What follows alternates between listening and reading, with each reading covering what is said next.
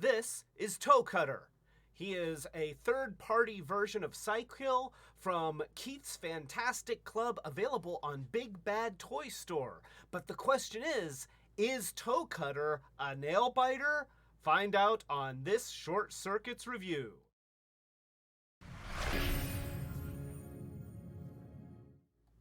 Welcome to Retrobot, the YouTube channel where we feed a friendly space robot a diet of pure nostalgia. I'm Clay, and today we are looking at Toecutter, the third-party toy that is a kind of reimagined version of Cykill for those of us who remember Cykill from way back, actually a little bit before Transformers. But first, let's take a look at the packaging. Here it is. This is the box that Toecutter comes in, and it has gorgeous artwork. I love the illustration. It has foil letters. It's also pretty resilient. Yeah, this is some hefty packaging. You can see some lettering on the side that I can't read, but maybe you can. And on the top, it says heavy metal. See, it's heavy metal, and it stands for expendable, autonomous, virulent infantry. Okay, that's sure. And then it has that. This just means Transformers, but not made by Hasbro. That's what that means. And then we see some line work here that's probably just taken from the engineering. Really cool look, though. I love when they do stuff like this because it looks awesome, and it's interesting to see the geometry. This is Toecutter, and there is a bio on the back if you're interested in seeing bios. I'll hold it up to the screen, and maybe you can freeze frame if you really want to read it, because I'm not going to read it on camera. And then on the bottom it says heavy metal. So here is Toecutter in his motorcycle mode, and you can see that he is an apocalyptic motorcycle, which makes sense because Keth's, let's see, I always forget the name, Keth's Fantasy Club, KFC for short, they have a number of Junkion motorcycles, or at least Junkion-like motorcycles that they call recycles. Because, you know, they have to be legally distinct. I respect it. So they've done him in the same style as their other Junkions. It's probably a recolor of one of their existing Junkion-like molds, but done as Cykill. So here it is. The motorcycle mode is pretty nice. I like the motorcycle mode. I like what they've done with it. It's pretty cool.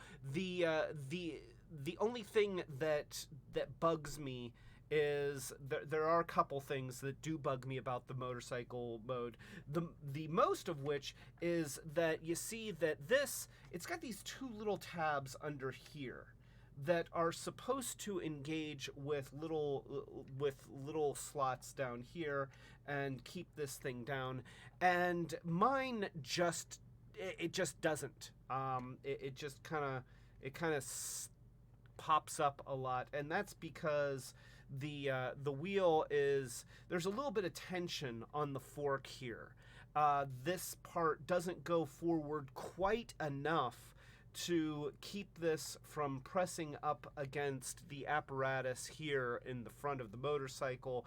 And so you see how the bottom of the wheel hub here just wants to kind of tuck itself backwards, and in doing so push itself up and then push this up, which also means that when he's in his motorcycle mode, you've got a lot of heaviness here that's pulling down from this point here. So that is something. Now, I think that there's a couple things that I could do to correct that. For one thing, I could just add a little bit of super glue on the inside of these tabs and let it dry, not gluing it in place, just put it on the tabs themselves, let it dry completely, and then use that to tighten the fit between these tabs and the slots in the body here. And the other thing that I could do is just go into this pivoting piece here and do a little bit of shaving with an X-Acto blade so that it allows it to move forward just a little bit more, and then it doesn't create this spring tension that's causing it to want to pop up like that. So, you know, not major things, but certainly things that are noteworthy, especially considering that this is a premium toy. He is not cheap, and he, yeah, you kind of hope that when you buy a pricey toy that you don't have to fix anything, but that is the world of third-party collecting, and I do love third-party toys, and overall this is a really nice one. So I don't want to bash it too much, but I do need to be honest about some of the things that just don't seem to work as well as maybe they should. The other thing that bugs me is this right here. It just seems like having a painted piece instead of a piece of translucent acrylic, you know, maybe something colored. I feel like that would just be nicer. Having this as an opaque lens, that I don't know, it just doesn't quite do it for me. In every other way, they've added such loving detail. Like, these are functional shocks here. These actually spring. And if you look at the handlebars, they are cast. Here, let me zoom in on these so that you can see the cast metal here. There's actually a lot of cast metal on this figure. Like the name says, it really is heavy metal. It is a heavy figure. Do not throw this at a loved one because you will hurt them. But yeah, you can see here, this whole handlebar assembly, this is cast metal. There's also metal here in the legs. These legs are metal. There is more metal back here in the legs here. There's some metal up here, like the feet are metal. I think this is plastic and this is plastic. The tires are rubber. Yeah, they are molded rubber. Yeah, that is not hard plastic. That is rubber. So this thing, Toecutter, is weighty. He is dense, and he is kind of massive, and he's large. So, you know, just looking at him, he is gorgeous to sit on a shelf.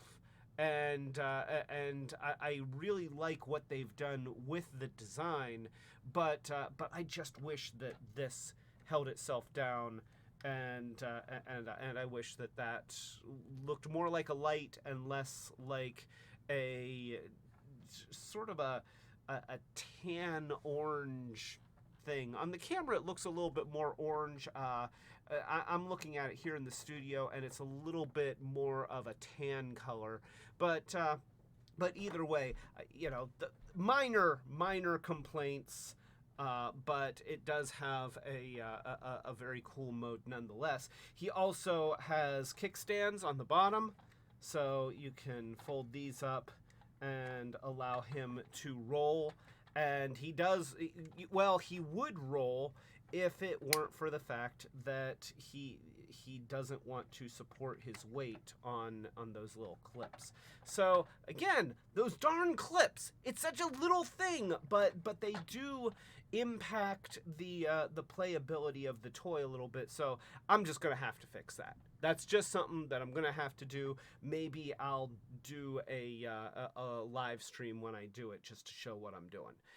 He also has these little clip-on mirrors and these brakes here on either side, and those are plastic, but they do snap on and they stay on during the transform, which is very, very nice.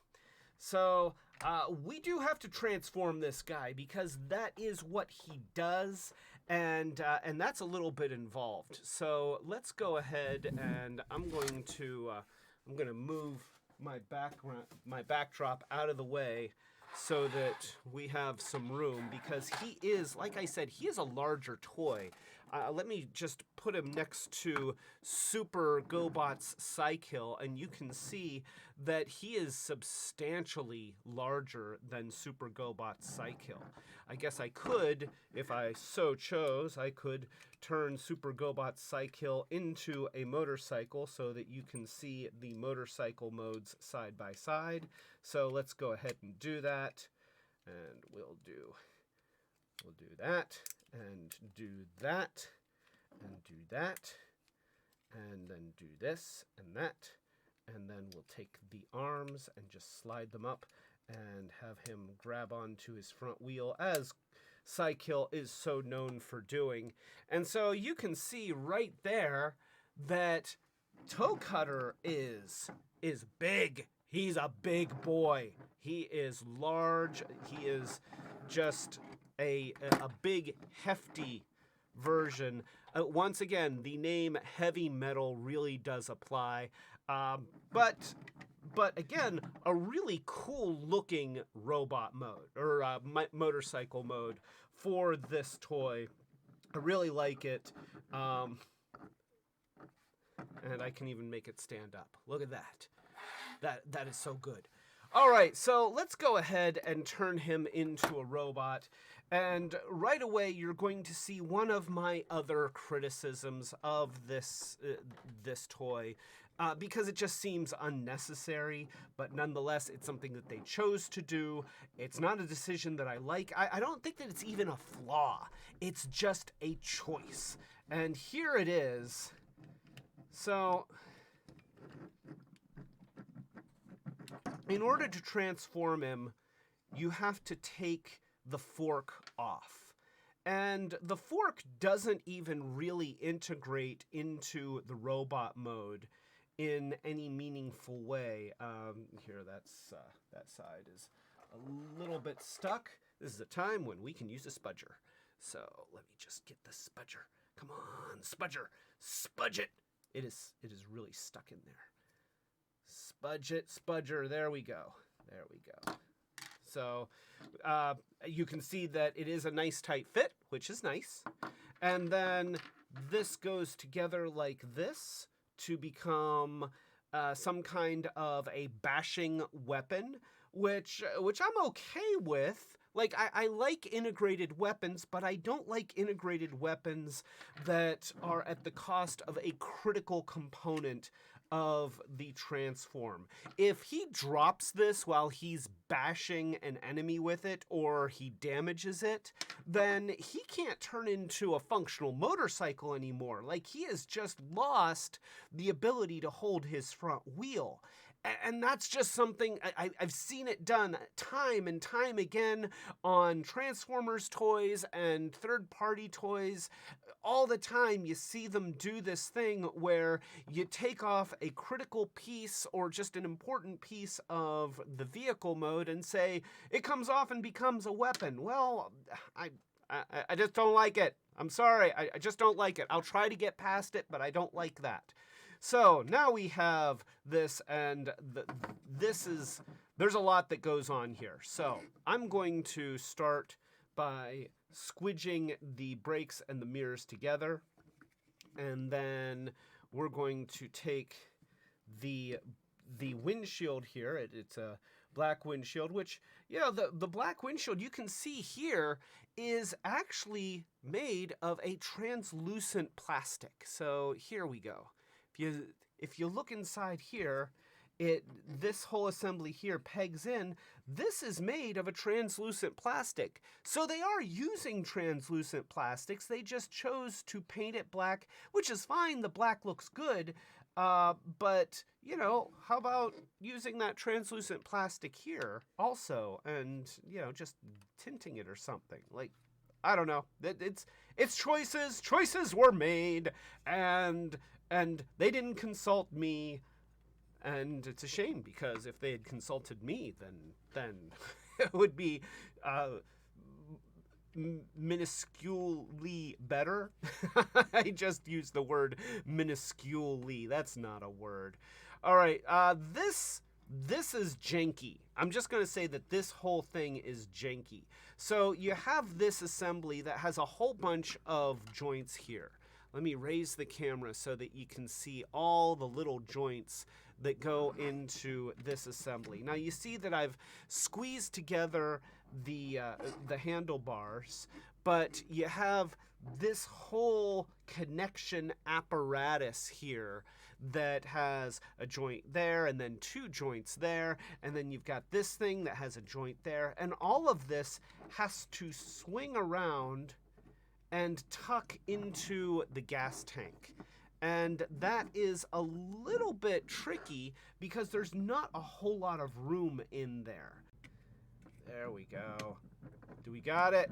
Do we got it? There! Yay! All right. So you see how you can get it to work with the mirrors and the brakes attached, but it is very fiddly. So we get that in there, and then at this point, I think I can do that. All right. So if you can do that, then the rest of it is actually pretty easy. So we're going to dislodge the feet from the tabs in the wrists. The wrists have these little tabs that just fold out like that. So watch again. We're going to do it on the other side. We pull the foot away from the tab, and then we have the tab. We can just fold that out. And then you have the arms that can fold out from here, and they're on these panels here on the side, which can just fold down there. And get those out of the way. Let's work on the legs though. So we have the legs in a pretty obvious location. That's not to say that it's a bad location. I mean, they look good. They work well for the vehicle mode, but they are very obviously the legs. So we're going to once again take out the motorcycle wheel, and it's a little bit tight, so I'm going to use my spudger because I got a spudger. Have spudger, will spudge. So take out the wheel, and that's pretty common. Like, that doesn't bug me for Cykill, having to remove the wheel. Sure, it's great when you don't have to remove the wheel on a motorcycle transform, but at this point, maybe just because of the fact that I've been removing Cykill's wheels for 40 years now, I just don't get upset about it. So now that you've got the wheel out, you can pull this out, and you can see that there's a little tab here in his leg that engages this little hole right there, and you're going to take this little yellow piece and you're just going to twist it around and cover that hole. So we'll bring the next leg down. You see the leg is right here, and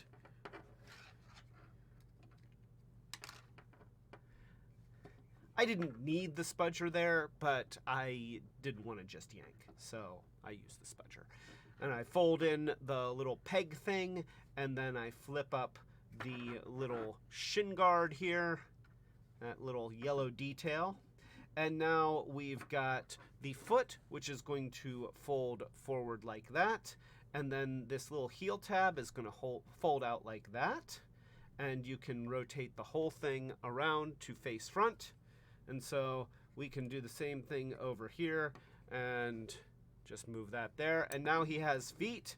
And now we can collapse the leg just like that. And it feels great, by the way.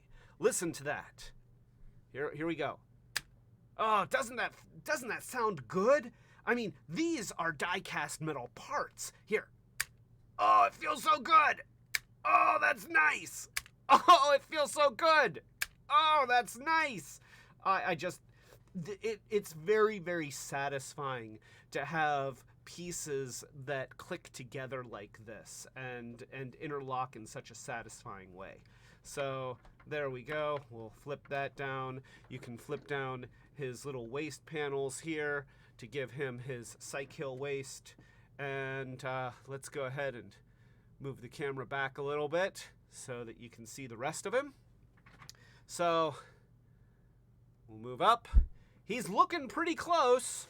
So now we've got the head on this chest panel, and this is another piece that has a bunch of little joints in it.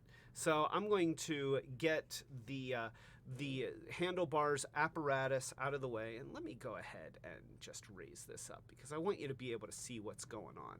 There we go. And get a little bit closer. Don't be shy. Get a little closer with Arid Extra Dry. Yeah, I watched way too many commercials when I was a kid. So here we go. We've got the head inside here, and it is a very, very Psykill looking head. We're talking animated Psykill. And once again, I'm going to get my spudger, and I'm just going to bring the head forward like that. Then we can bring these panels up, and I want them to be in focus. Come on, camera, be in focus. There we go. The camera's in focus now. That's nice. It's nice when the camera's in focus. So there we go. We'll put the head like that, and then we'll just put that down and put that other one down and snap it all in place, and then we can tuck our, whoops, I just lost a break here. Let me put a break back on there. All right, so there we go. And then we can put this, that kind of goes inside the whole thing here. Oh, there's something else. There's something else. I was almost forgetting. So inside the tank here, you can see that there are these two little details there that are very, very Gobots cartoon animation model accurate. Those just stick up, and then this can come down. And I'm gonna. I just want to see if I need to twist this around out of the way, because I feel like it kind of does. Let me see. Nope. Wait. Nope. Nope. I was wrong. I can never remember what to do with these. I don't know why. It's a little bit of, it's probably because I'm old, but there we go. So we're going to get those out of the way, put that whole thing in there, and then I believe that this whole thing should just kind of fit in here like this. Come on. There we go. And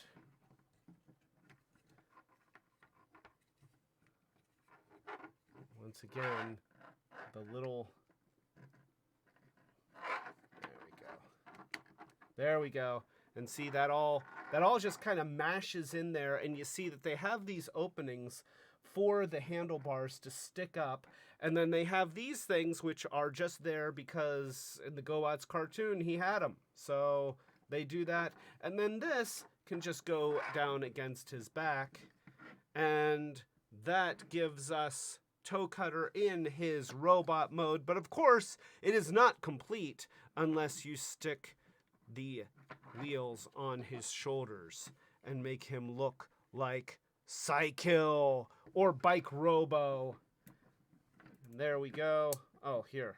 I guess I should do the hands too. So swivel the arms around. He's got opening hands with fingers. Look, we can. So he's got very, very original Gobots cartoon looking hands. Really, I'd say that a lot of him is just very, very loving to the Gobots cartoon animation model. And the Gobots cartoon was admittedly really bad. I mean, it was a bad show. But I always kind of liked the animation model for Psykill. I mean, it was a bold choice to give their bad guy leader 5 o'clock shadow. And he had a very expressive face, much more so than the actual toy. So you know, seeing that in 3 dimensions is actually really, really cool. And seeing that realized in a figure of this stature is actually kind of awesome. So there he is. Let's go ahead and put him on the turntable so that you can see him. We'll put up the backdrop here. There we go. And there he is. And he's holding his big spiky stick. And you can see him from all angles. And you can see that the robot mode is really, really nicely done. It is a beautiful build with lots and lots of die-cast metal. And that's something that you just don't see very often. Wait, here, let me get his, there. That has to snap in. So there we go. That's something that you don't see even today, with all the nostalgia boom. Die-cast metal is just not used very often. And of course the reason is because it makes your figure very, very heavy, which means that the joints have to be able to support the weight of all of the appendages without flopping over. That's something that they struggled with during the Titanium series for Transformers, where they had these really cool designs, but very oftentimes the figures would end up being floppy because they couldn't support their own weight. So here he is. In terms of articulation, you've got a head that can say yes, and he can say no, and he's got a shoulder that goes out and in and all the way around with some very, very satisfying clickers. Listen to that. Oh, that is so good. You've got bicep rotation. Wait here. Bicep rotation. You've got a double jointed arm, so his elbow is really, really nicely articulated. You've got a fully articulated hand with a wrist that twists and fingers that bend and a thumb that bends. So yeah, he can make rude gestures, and I know that's what you're going to want to do the first time that you get him out. He has a waist tilt, and once again, listen to those clickers. That's great. He just sounds great. He's fun. He's got hips that click out and in and out, and then his biceps rotate right here, and then he's got a knee joint that gives you pretty much 90 degrees of movement right there. There's no twist on the lower leg, not that he really needs it, but it's not there. And then he's got an ankle that moves in all sorts of directions. But obviously, the ankles are still able to keep him upright, even though he is a very, very solid and weighty figure. So that is the robot mode. If I had any criticisms of the design, it's only that the chest is very, very flat. It's a design choice. I think that they were kind of going again to capture that cartoon look, but I wish that it had more dimension.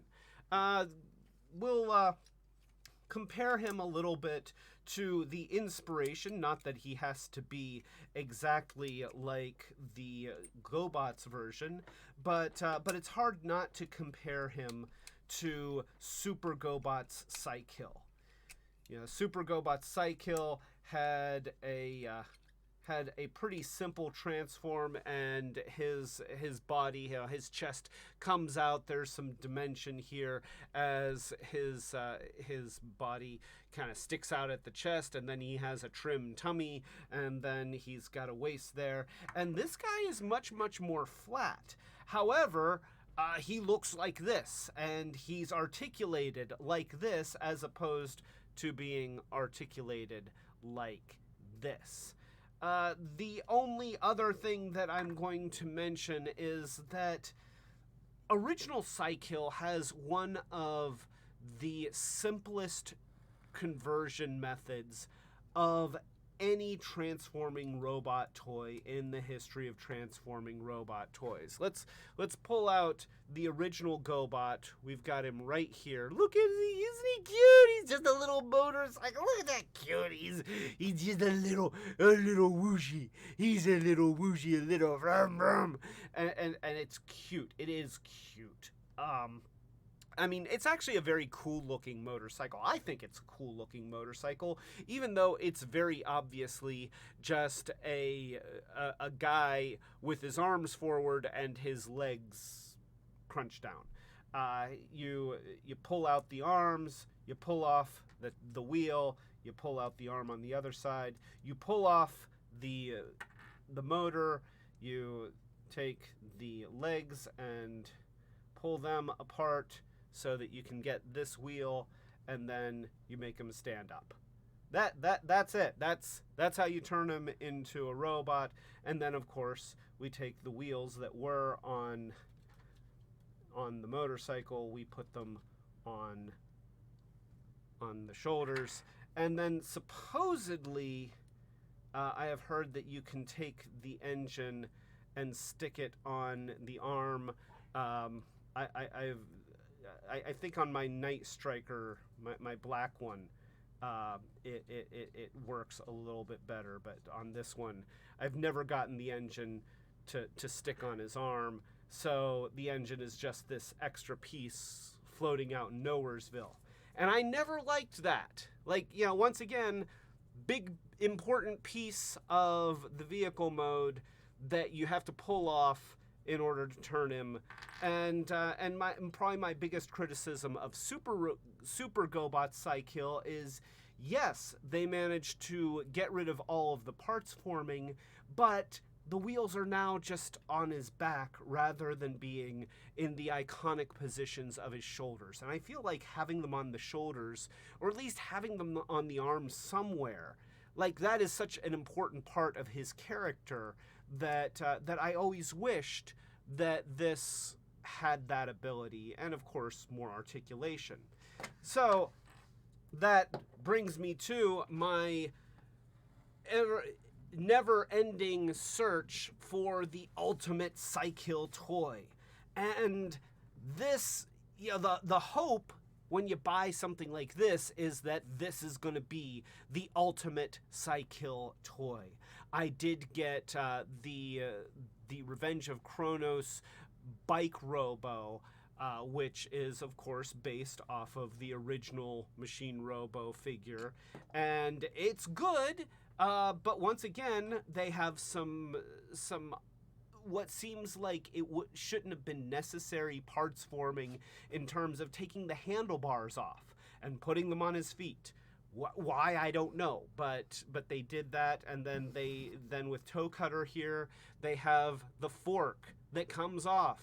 I mean, I just don't get it, because, I mean, let's face it, this guy, he's pretty darn simple.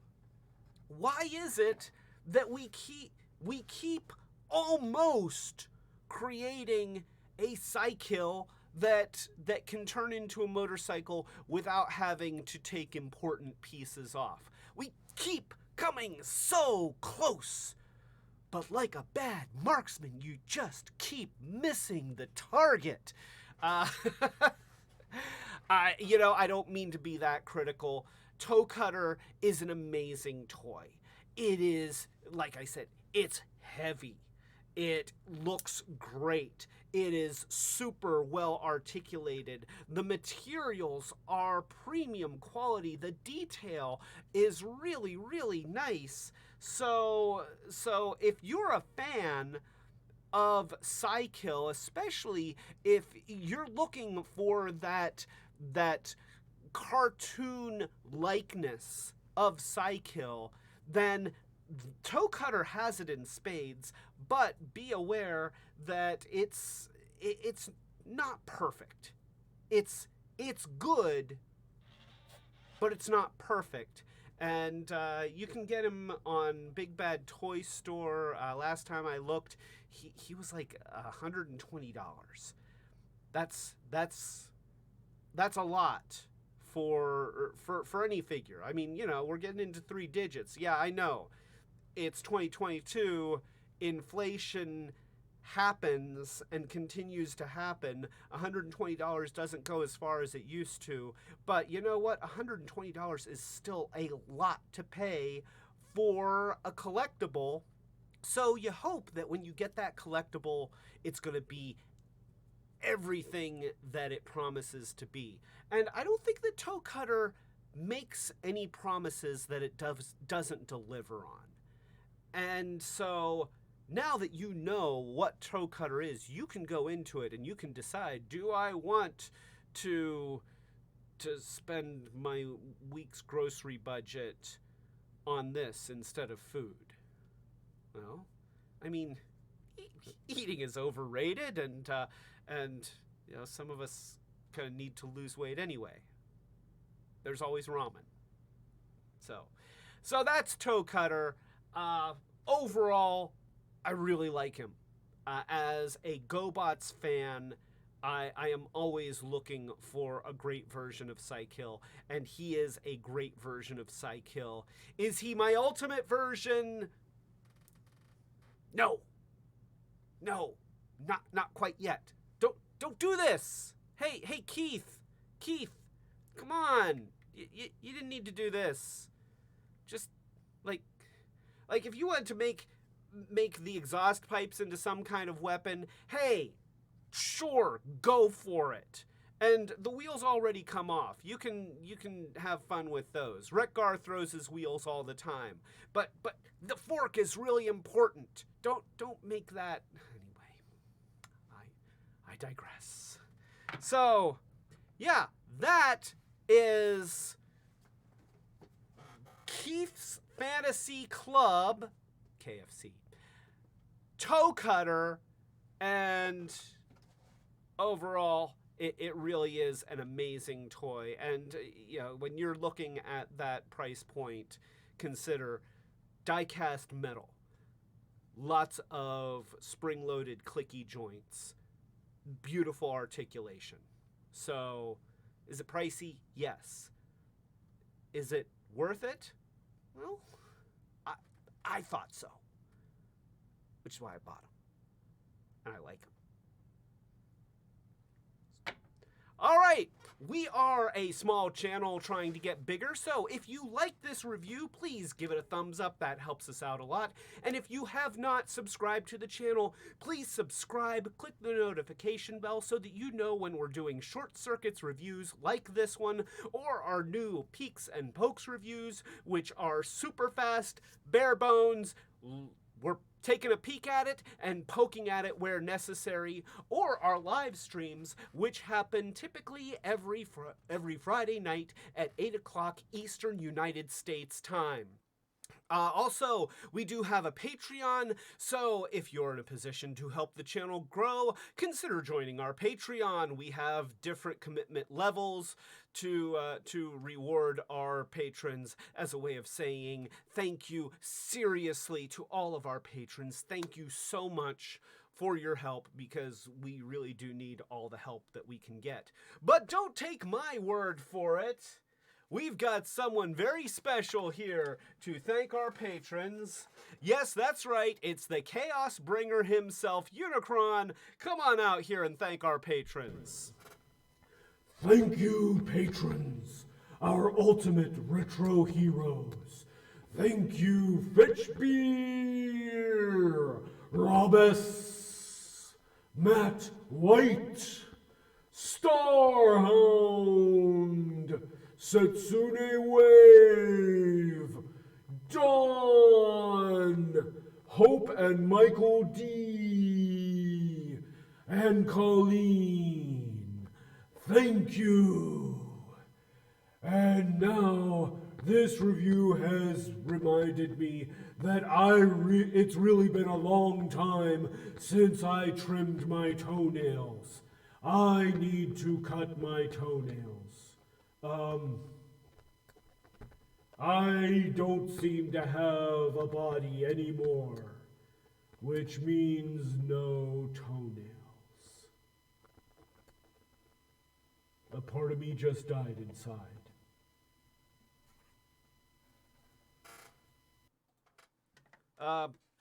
Thank you for that quasi-existential thank you to our patrons, Unicron. So, all right, yeah. Toecutter, he is pretty awesome and looks like Psykill, and he's really heavy and he's fun to play with, and I'll have to fix the little thingy, but you know, that kind of goes along with it. This is Clay telling you to keep it Retrobot. Yeah, third party Toecutter. I don't get the name.